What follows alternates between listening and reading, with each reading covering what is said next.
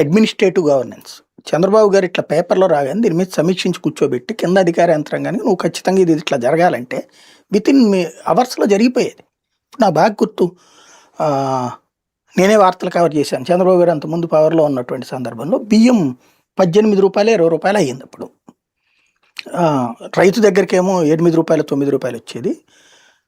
అమ్మకమేమో రూ. 18-20 ఉండేది. సోనా మసూరి, సాంబా మసూరి ఆ రోజుల్లో. చంద్రబాబు గారు సమీక్షించారు. రూ. 12 మించి అమ్మడానికి వీల్లేదు రాష్ట్ర వ్యాప్తంగా అని ఆదేశించారు.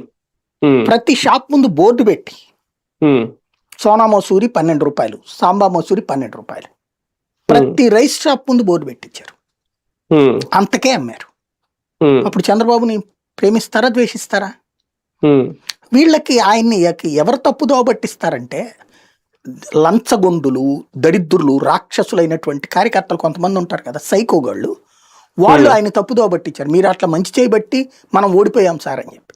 ఆ మంచి చేయబట్టినే 2014 ఆయన మళ్ళీ ఎన్నుకున్నారు. లేకపోతే ఎందుకు ఎన్నుకోవాలి చంద్రబాబుని? 2 గళ్ల సిద్ధాంతం చెప్పినందుక, రాష్ట్ర విభజనకి సహకరించినందుక.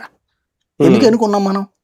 అడ్మినిస్ట్రేటివ్గా మంచోడు, ఆయన ఏదో కేంద్రం చేసిన తప్పుకు ఆయన ఎందుకు మనం అనాలా?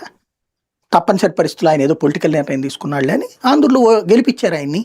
అది కదా. కానీ ఆ అడ్మినిస్ట్రేషన్ 2014లో ఫెయిల్ అయింది. ఎందుకంటే వీళ్ళు ఇట్లా చెప్పబట్టి ఆయనకి మనం 10 ఏళ్ళు ఓడిపోయామంటే కారణం అదే సార్ అని. కానీ 10 ఏళ్ల తర్వాత గెలవడానికి కారణం అదే.